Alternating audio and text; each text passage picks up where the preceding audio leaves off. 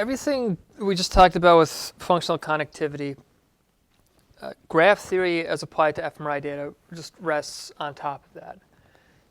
Graph theory has been around for a while. It didn't come about because of functional connectivity, but it's been applied to a lot of different contexts, and everything we talked about with connectivity, with seed region as a node and how it's connected to other nodes maps onto this really well, and some people realize that. So I'm just going to skip over to this slide. The transition that we're going to use to graph theory is this. What I showed you with one time course and another time course, and then calculating some kind of value to quantify the correlation between the two. You can represent that in many different ways. You can represent your seeds, your nodes in different ways, and you can represent the connections between them in different ways as well. So take a look at this, where instead of just picking out that one seed region that I mentioned, in the posterior cingulate cortex, you can take a bunch of different seeds or nodes. I'm going to start saying nodes now, based on, say, anatomical parcellations, right? So you could have an anatomist, or you could have an atlas that defines a certain cortical area, and then you simply say, well, all the voxels within that cortical area, that is my node, right? And you can further classify that as belonging to these different networks. We talked about certain regions of the brain being preferentially connected to each other functionally. So obviously things like motor cortices, those would show strong correlations with each other. And so you could talk about, say, the motor network. You could get more fancy. You could talk about the visual. You could talk about the cingulo-opercular network, and so on and so forth. As many as you want, really. There are many different parcellation schemes that we'll talk about. So consider this. Say that we have a bunch of nodes or seed regions within each of these networks. And we can also classify how the nodes between networks are correlated with each other. So you can create lots of interesting graphs like this. And on top of that, you can start to derive measures of how much these nodes correlate with each other as opposed to other networks. You remember what I talked about with that neural dedifferentiation stuff? This is just a more sophisticated application of that. So you can represent this a different way and say, well, you take two groups, you categorize these people as young, these people as old, and then you can see what the clustering looks like of these different nodes. Yeah. So if you map this, say, anatomically, roughly speaking, these nodes should be pretty close together, and that should be represented also with how these connectivity patterns shape out. But with certain groups, this may seem to be a little bit more mixed when you project it into graph theory space.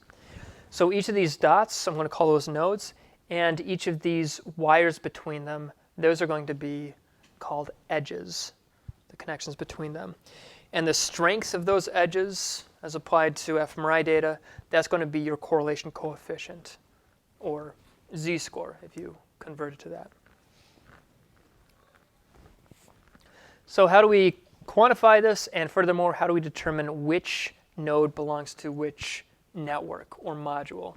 We're going to use graph theory to determine that. I'm going to give you a few basic terms that we'll need to become more fluent with this, and also what will apply to what we look at in the results from the CONN toolbox. So like I said, the most basic things in graph theory are things called edges and things called nodes. So a node really is kind of arbitrary. Like I said, we have these parcellation schemes, which do a lot of the heavy lifting for us. And the one that comes with CONN toolbox is the Harvard-Oxford cortical and subcortical atlas, which has 164 separate nodes, right? So different clusters of voxels. And then edges are the connections between them. So let's label the nodes 0, 1, 2, 3. We we can compute something called an adjacency matrix, which quantifies whether these things are connected with each other or not, right? So something like node 3, right? Is it connected to node 2? First order. No, it's not. So we give that one a 0. Is it connected to node 0? Yes, it is. So we give it a 1. So the simplest adjacency matrix you can do, it's first order. It doesn't have a direct connection to its neighbor. Yes or no? You build up something. Oh, yeah. So this graph doesn't have direction. No, it doesn't have direction. No.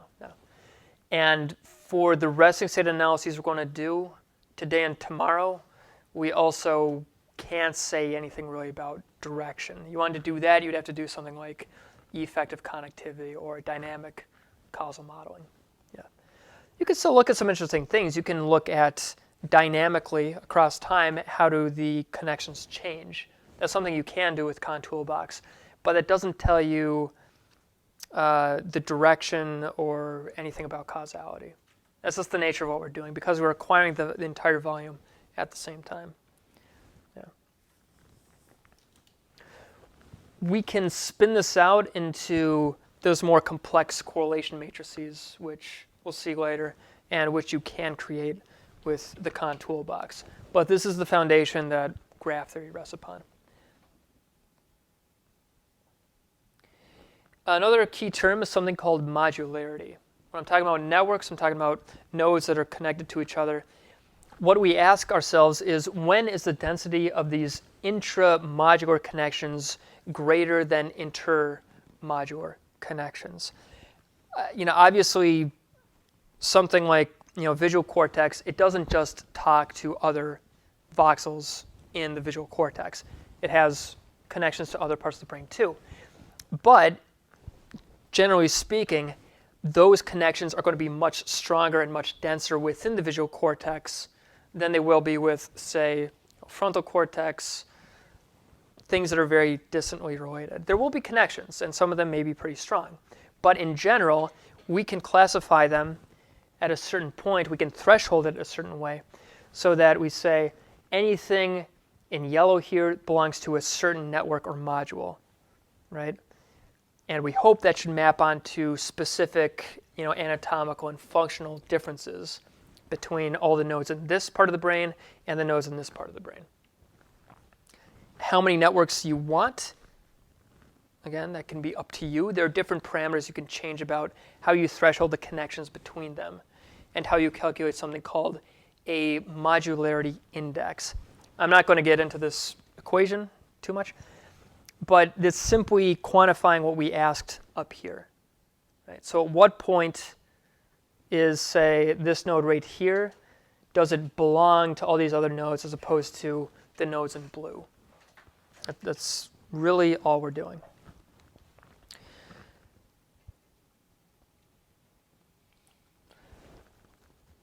Now, just to zoom out a little bit, you can apply this in a bunch of different situations, and graph theory has. It's been in development over decades. If we look at something like airports connected to each other, right? So does one airport, does it have a connection to another airport? Like, it'll only fly to certain other airports. Something like JFK, it's international. It's going to have connections to places in Europe, places in Asia, and so on. I actually took a flight from New York to Taiwan once for my brother's wedding, and that was awful. Okay, so I wouldn't say that that's really a part of the Asia, the East Asia node, right? You see what I'm saying? It's much more likely if you're flying out of JFK, you'd go to probably one of these places, right? At some point you got to make some decision about, in general, what part of the geography does it belong to? What are the densest and the most frequent connections between these two places?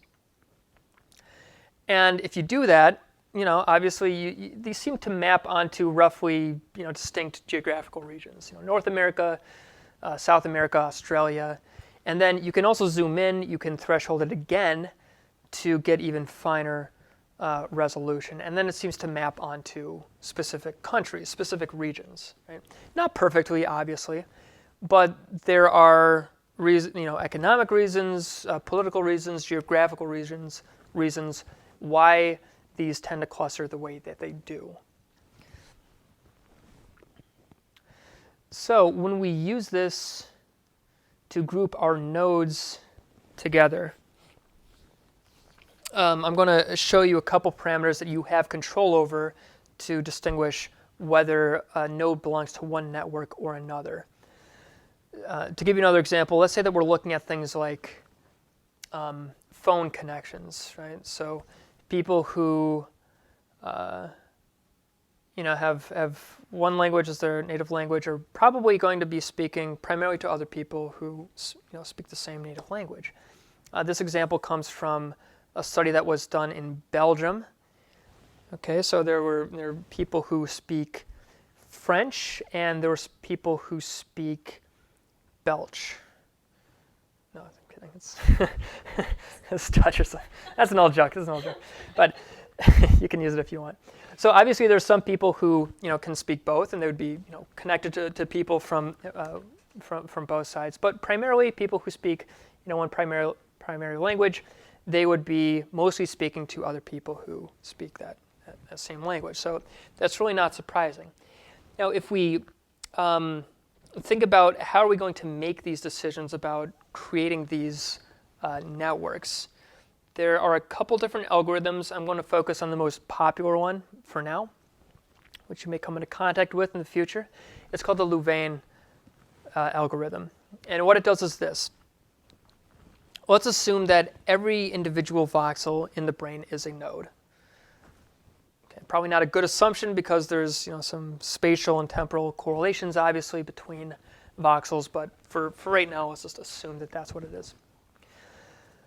What the algorithm does is it randomly selects one of these nodes. It assigns it to a network, and you can specify the number of networks that you want, and says if I do this, if I make this a random assignment, does it increase or decrease that modularity index I was referring to before? Does it tend to increase this intra-network connectivity as opposed to between-network connectivity? If it does, keep that group assignment. If it doesn't, don't do it, and then move on to the next voxel. So it keeps doing this until each voxel is assigned a unique network. Okay. So you could do this. You could do a few passes. You could, you might be happy with this modularity organization. You could make it even coarser scale so that all these tend to collapse into one network, the other ones into their own networks. You could even have just two networks at the very end. But that's how it builds up. Now it is a stochastic process, so initially just how it's picking these nodes is somewhat at random, so you're not going to get the same result twice. But if the network is robust, you should be getting similar results every time you do it. The one weird thing about, well, not the one weird thing, but one weird thing about graph theory is there's no real ground truth for it, right? So when we do something like diffusion imaging, we can actually detect, well, more or less, this is supposed to map out actual white matter tracks. So ideally, this is going to sound gruesome, but you do diffusion imaging on somebody, they die later, and you can see whether that actually mapped onto these white matter tracks, right? There's something you can really compare it against. With graph theory, they run some of these networks on synthetic data, like simulations. But so much of it depends on what you define as a network, how many parcellations you have. Are you really recovering the network? That's a little bit trickier to say. But we assume that it holds in these other situations. We assume that the brain is, in fact, organized as a network. and that we can recover certain modules and also submodules. And they should be functionally and anatomically meaningful.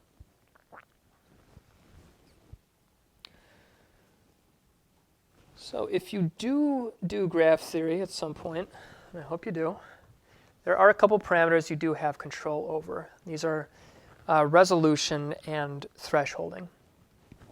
This is a connectivity matrix, also popularly known as a connectome, which is becoming much more widespread. So it's a good thing that you all are learning about this CONN toolbox right now. So if we parcellated all of our brain regions, let's say that this is all the voxels and all the voxels, so all the possible connections you could possibly have in your data set. You get correlation values at each of these different dots, right? So this is a connectome matrix.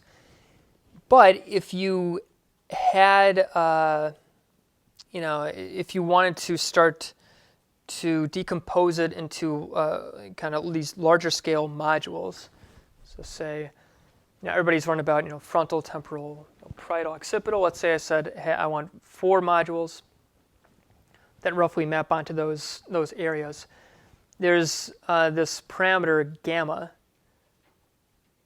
the resolution parameter, which you can adjust to try to recover these networks that seem to cohere together, outlined in red.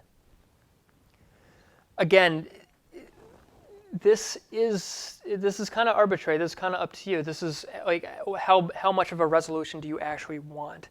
At some point, it is going to break down because you set the resolution too high, it's going to become almost meaningless.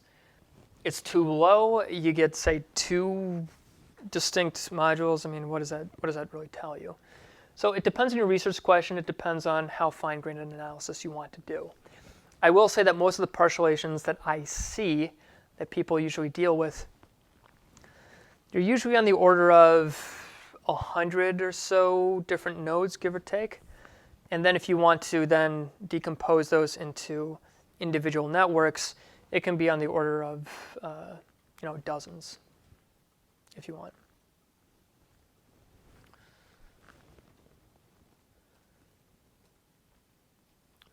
And then there's thresholding, which is also kind of a strange beast. So you have these connectome matrices, and obviously, some of these correlations between very, very, anatomically, functionally distinct voxels or nodes or whatever you have categorized them as, it may just be noise. It may not even be biologically possible for these two things to be in direct connection to each other. So we use thresholding to try to remove, let's say, the false positives, right, and only recover what seems to be strong enough to represent an actual connection between 2 nodes. So I know a man at Michigan, Alexander Jordan, who does a lot of this in the brain connectivity toolbox, and he tells me that thresholding is very, people play fast and loose with it. There aren't really like any definitive thresholds that people use, but they'll try a range of thresholds and see which one seems to recover the networks they're most interested in. Right? So a set of networks which seems to be biologically plausible. And they have different methods for doing that. We're not going to get into that, but be aware that if you wanted to take these correlation matrices, which you'll generate in the CONN toolbox, and then import them into something like the brain connectivity toolbox, you'd be dealing a lot with these kind of thresholds and those decisions.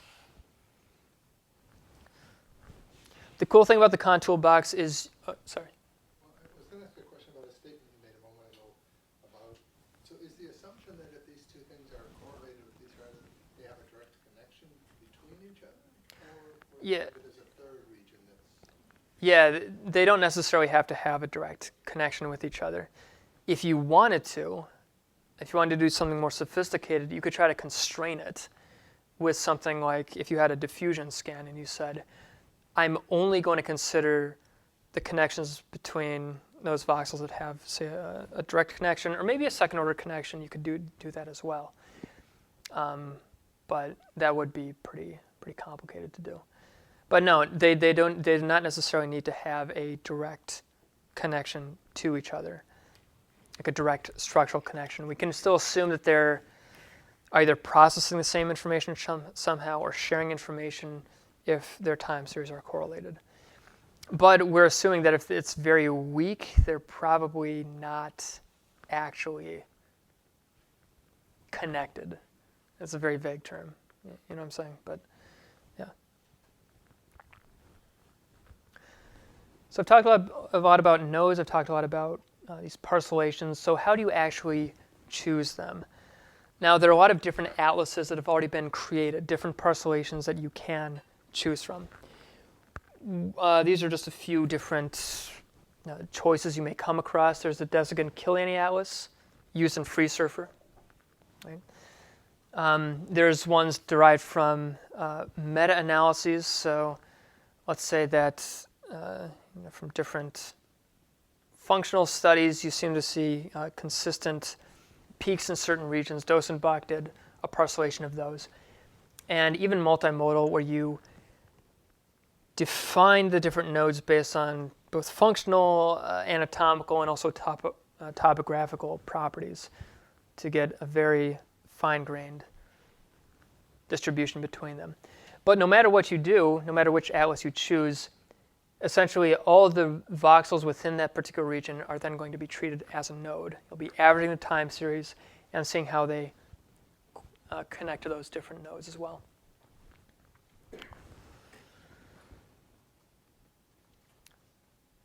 Now, applying this to fMRI data and segueing to what we'll be doing during the practical this afternoon, why has graph theory become so popular in recent years with fMRI data? The simple answer, and I'm not being facetious about this, is it creates very beautiful figures. Really, I mean, you can see these really interesting connections between different areas. And if it seems to be plausible, it seems to be meaningful, I mean, that's just a very nice thing to look at. But beyond that, this comes out of the Finn lab. This was Constable's lab, Emily Finn. She's a postdoc at NIH now. But she did work looking at whether you can use these connectomes, all these connections between the different nodes, almost as like a fingerprint of somebody. It's a complicated graph, but what it boils down to is, if I take, several different resting state scans of a single person, right, over time, let's say over a week, 2 weeks or so, can I leave one of those connectomes out, mix it in with a bunch of other people's connectomes, and then train a machine learning classifier and say, which person does this belong to? And resting state, you'll see, our resting state 1, resting state 2 correlate at nearly 100% given their algorithm. Yeah, which is pretty interesting, right? So it's almost, you could think of it almost as like fingerprinting. Use it with different kinds of tasks. I think they did a couple of different connectivity analyses with actual tasks. It's still pretty good, but it's not nearly as good as looking at the resting state connectome. Another way that this was used recently, again, Shen is also associated with the Constable lab. They would take these connectomes, they would threshold them, they would sum across all the edges or all those correlations that they sum that all across to get a single number per subject, and then you can actually use that to fit a model to behavioral data. Right? So again, using this connectome data to see whether these correlations are associated with something outside of the scanner, outside of what you're measuring. According to them, in this paper, I recommend you read it. They got a good model fit. They claim that their method for doing this was very reliable. But so the reason I'm bringing all this up is these are some of the applications that you'll see. We'll be seeing how to get some of these values in the CONN toolbox, and once you have them, it's really up to you what you want to do with them. There are a lot of different applications, and people are finding different things to do with them all the time. Okay. This is actually something that you will see, what we're going to be doing with the NYU data set. And so each of these nodes here, this is a different part of the parcellation, this Harvard-Oxford parcellation we'll be using. The size of it represents a like the correlation value converted to a t-statistic with the other nodes in the brain. And we're simply using all these ROIs as nodes and the correlations as edges to create these figures. You can view this in a different way, something called a connectome ring, which is also pretty popular. You have a lot of different options to do this. You can make this cleaner. You can make it only focus on a subset of nodes. But basically, you threshold it, you select the nodes you want, and then you get a graphical representation about which ROIs are significantly connected to other ROIs. If you had two groups, you take the difference between them and you see which connections are significantly different between the groups.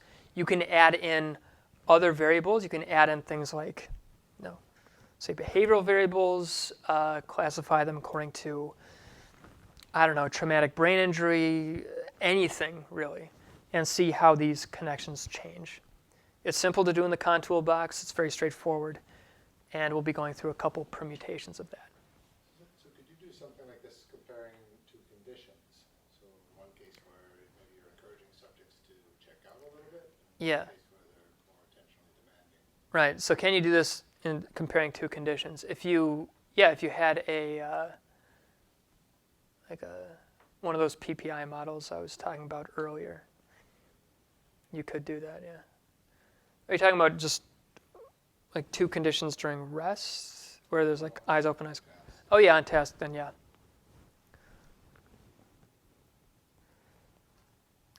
The last few terms that I want you to be familiar with, because these are things you will be changing within the CONN toolbox. You'll see things like degree and cost. So degree is the actual number of edges for each node. So how many connections does it have? Does it have 3, 5, 6, 10? How many different ones is it, different nodes is it connected to? And then the cost is the fraction of all possible different connections it could have. So when you have something like a 164 by 164 correlation matrix, obviously the proportion is very small, but it's going to be relative, right? So certain nodes, based on how you threshold, which correlations are going to survive, are going to have a much higher proportion of edges that are connected to other nodes. There's the average path length, which is the average shortest path distance between the node and all the other nodes. You'll come across something called global efficiency at some point. That's another graph theory term. And that refers to it's a measure of how integrated, say, all of the nodes are, right? So if each node has a very short distance to travel to all the other nodes surrounding it, and then from those nodes to other nodes, it's going to have high global efficiency because it takes a very short time to get from one to another node, right? So the average length of the edges between the nodes is very short, and global efficiency is the inverse of the average path length. Something else I don't have up here, there's local efficiency, which is also related to global efficiency.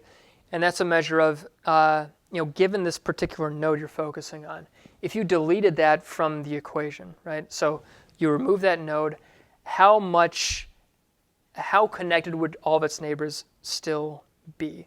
Like, does it function as a hub that connects all these things? It's kind of like a measure of redundancy. Right? So at this particular node, if I remove it and there's still a lot of connections between the neighboring nodes, there's high local efficiency. So you can focus that in on each particular node. And then there's the clustering coefficient, which is the proportion of connected nodes across all the neighboring nodes. So if I take my node right here, and there's 1, 2, 3, 4 nodes around it, and none of these nodes are connected to each other. They're only connected to the central node. That's a very low clustering coefficient. Right? If all these nodes surrounding the central node were connected to each other, that's a high clustering coefficient. So it's also similar to local efficiency, but it's a slightly different metric how they calculate it. Okay, so these are all different measures of integration and connectedness between the different nodes.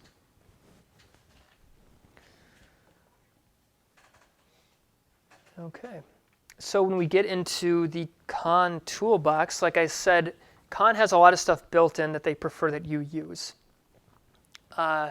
It's connected to SPM. They have their own scripts which will call upon certain SPM pre-processing commands, and they prefer that you do that. They have their own artifact detection toolbox. But if you want to supplement your analysis with other things, there's a couple other things to be aware of. The artifact detection toolbox is great for identifying problem volumes. It deals with that frame-wise displacement metric we were talking about earlier. It thresholds the volumes that are above that threshold. It deletes them or puts them into your model as separate regressors. And with the connectivity matrices we'll see later, you can import those into the brain connectivity toolbox to do some of those techniques like resolution, thresholding, and so on. Although the CONN toolbox, you're able to do some basic graph theory things. If you want to do much more advanced network analyses, this is what I'd recommend, brain connectivity toolbox. But that is, I believe it's something that could be called upon in SPM, yeah.